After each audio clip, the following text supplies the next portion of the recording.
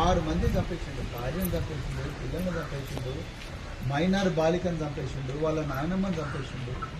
అట్లా 6 మందిని చంపేసిండు.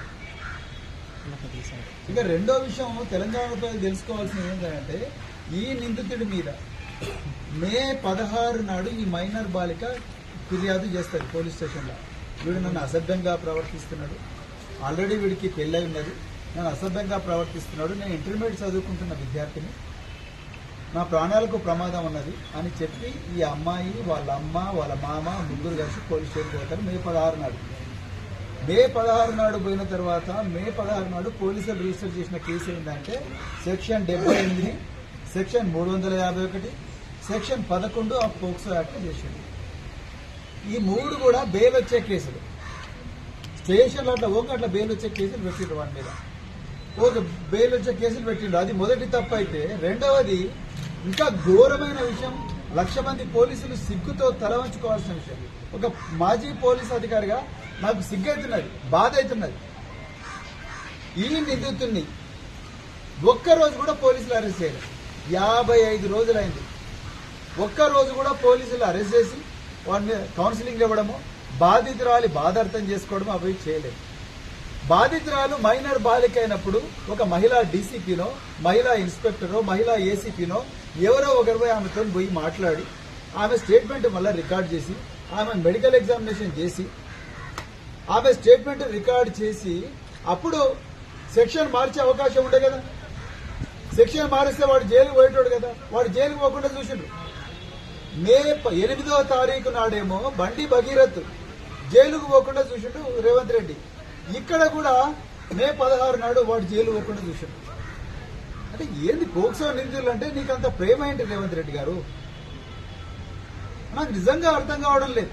సో వాడు 55 రోజులు జైలుకు పోకుండా కోర్టుకు పోయి వాడితోటి వాడే రాజులాగా యాంటిసిపేటరీ బెయిల్ తీసుకొని వచ్చి పోలీస్ స్టేషన్ కు ఎంటర్ అయితే మీరు నేరస్తుల నుండి ప్రజలకు రక్షణ కల్పిస్తున్నారా, ప్రజల నుండి నేరస్తులకు రక్షణ కల్పిస్తున్నారా?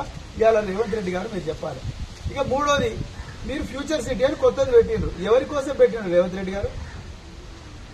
ఎవరి కోసం ఫ్యూచర్ సిటీ పెట్టిండ్రు? మీరు మీ భూముల దందా కోసమా, లేకపోతే మీ ఆస్తుల సంరక్షణ కోసమా? ఎవరి కోసం మీరు ఫ్యూచర్ సిటీ పెట్టిండ్రు? ఎక్కడ పోయింది మీ ఫ్యూచర్ సిటీ పోలీసులు? ఇవాళ ప్రజలకు ఫ్యూచర్ లేకుండా పోయింది మీ ఫ్యూచర్ సిటీ కమిషనరేట్ వల్ల. అప్పుడు కేసీఆర్ గారి టైంలో దాదాపు 40,000 మంది పోలీసులను రిక్రూట్ చేసి 10 లక్షల సీసీటీవీ కెమెరాలు పెట్టి 700 కోట్లు పెట్టి పోలీసులకు అత్యాధునిక వాహనాలన్నీ కూడా సమకూరిస్తే, కమాండ్ అండ్ కంట్రోల్ సెంటర్ కడితే ఇవాళ పోలీస్ స్టేషన్కి వచ్చి కేసు పెట్టినా కూడా రక్షణ లేని పరిస్థితి. ఒకవైపు ఇట్లయితే ఆ మహిళ ఒక అమ్మాయినైతే మైనర్ బాలికను సంవత్సరం పాటు అత్యాచారం చేసిన దుర్మార్గుడు ఒక కేంద్ర హోంమంత్రి కొడుకైనందుకు అతనికి బెయిల్ వచ్చినట్టు చూసిండు రేవంత్ రెడ్డి. పక్కా ఇది. లేకపోతే పెద్ద పెద్ద న్యాయవాదులను ముగుల్ రోత్గాకి కానీ, లేకపోతే సిద్ధార్థ లూత్రా కానీ, లేకపోతే అభిషేక్ మను సింఘ్వి వీళ్ళకు కోట్ల రూపాయలు ఇచ్చి అమ్మాయిని రక్షించవచ్చు కదా. వాళ్ళని తీసుకొచ్చి వాదించమంటే వాదించేటోళ్ళు కదా.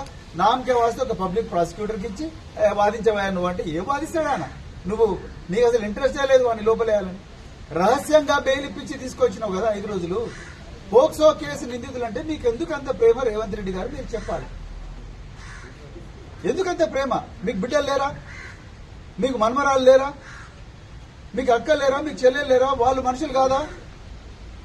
వాళ్ళ గురించి ఎప్పుడైనా ఆలోచించినా మీరు? ఇంత ఘోరం. వాడిని ఒక్కరోజు కూడా అరెస్ట్ చేయకపోతే వచ్చి 6 మంది నరికిపోయాయి. అందరు మహిళలే 6 మంది నరికిపోయాయి. ఇంక ఏముంటది? ఏం మానవత్వం ఉంది ఇక్కడ? ఎక్కడ పోయిన పోలీసులు? మీరు ప్రతిరోజు కూడా మీ డిఎస్ఆర్ లో ఏం రివ్యూ చేస్తారు? ప్రతిరోజు కూడా మీ పోలీస్ ఆఫీసర్లు క్రైమ్ మీటింగ్లలో ఏం రివ్యూ చేస్తారు? ఎన్ని యువై కేసులు ఉన్నాయి? ఈ పోక్సో నిందితులు, పోక్సో మీద రాష్ట్రం అంతా కూడా రచ్చరచ్చ అవుతున్నది.